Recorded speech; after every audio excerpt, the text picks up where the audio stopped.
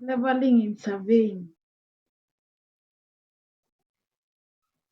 Leveling or leveling is a branch of surveying, the object of which is to establish or verify or measure the height of specified points relative to a datum. It's a widely used in category to measure geodetic height and in construction to measure height differences of construction artifacts. The general terms used in leveling are vertical line, horizontal line, level surface, datum, benchmark, mean sea level, reduced level, backsite, foresight, intermediate site, change point, and line of collimation.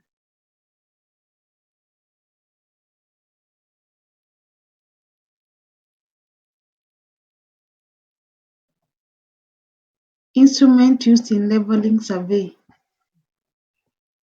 They include, as shown here on the screen,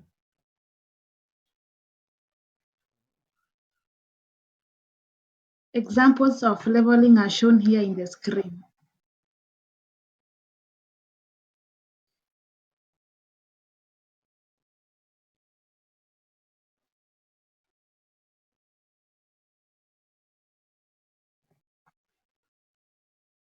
Here are two examples of men doing leveling at the screen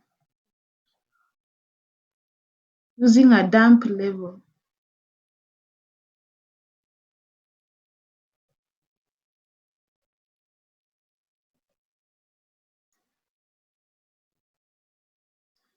Vertical line.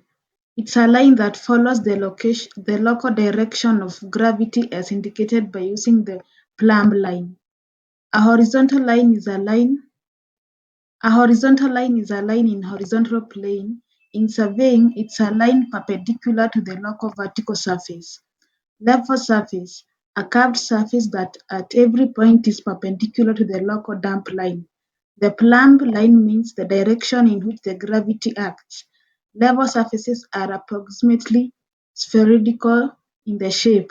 The common example of a level surface is a body of the still water. Level line. In a level surface, it is curved line. Datum. It is a set of reference points on the surface level. By using it, measurements of depth and elevation are taken. Geoid is a particular level surface that serves as a datum for all elevations and astronomical observation. Mean sea level. It's a previously used as a datum line for the measurements. Vertical datum. It is used as a reference point for the elevation and it is the surface that is arbitrarily assigned an elevation of 0. This level surface is also known as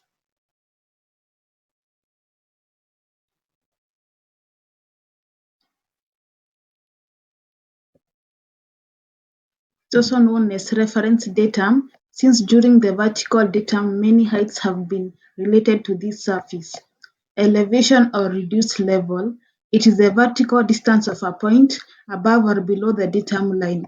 For example, if the elevation of a point x is 792.8 feet or x is a point 792.8 feet above the reference datum line, the elevation of a point is also called its height above the datum or arithmetic height. Benchmark. A relatively permanent object, natural or artificially having a marked point whose elevation above or below a reference datum is known. Common examples are metal disc set in a concrete.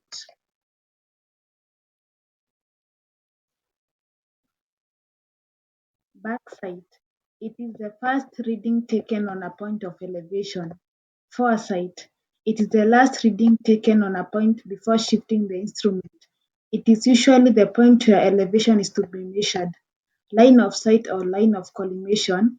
It is the line passing through the optical center of the object lens and its intersection with the crosshair and continuation towards the eyepiece and entering the eyepiece.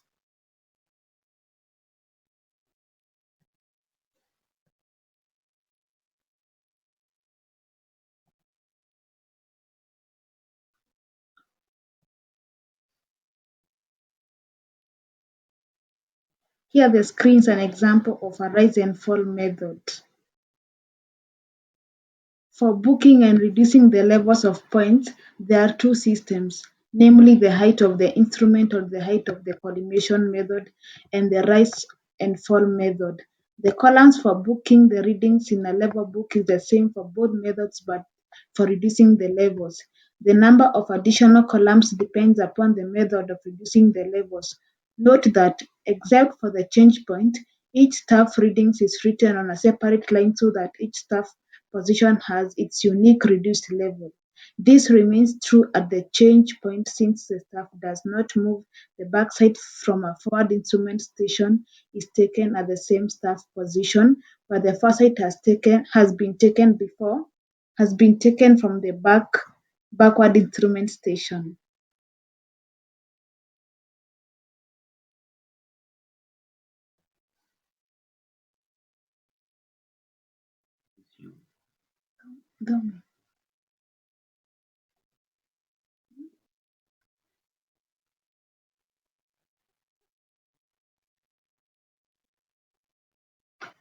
Less arithmetic is involved in the reduction of levels with the height of instrument method than with the rise and fall method, in particular where large numbers of intermediate sites is involved. Moreover, the rise and fall method gives an arithmetic check on all the levels reduced, including the points where the intermediate sites have been taken, whereas in the height of instrument method, the check is on the levels reduced at the change points only. In the height of instrument method, the check on all the sites is available only using the second formula that is not as simple as the first one. The height of the instrument method involves less computation in reducing the levels when there are large numbers of intermediate sites, and thus it is faster than the rise and fall method. The rise and fall method therefore should be employed only when there are few or no intermediate sites are taken in the whole leveling operation. In such cases, frequent change in instrument position requires the determination of the height of instrument for each setting of the instrument, and therefore computations involved in the height of the instrument method may be more or less equal to that required. In the rise and fall method, on the other hand, it has the advantage of not having a check on the intermediate sites, if any, unless the second check is applied.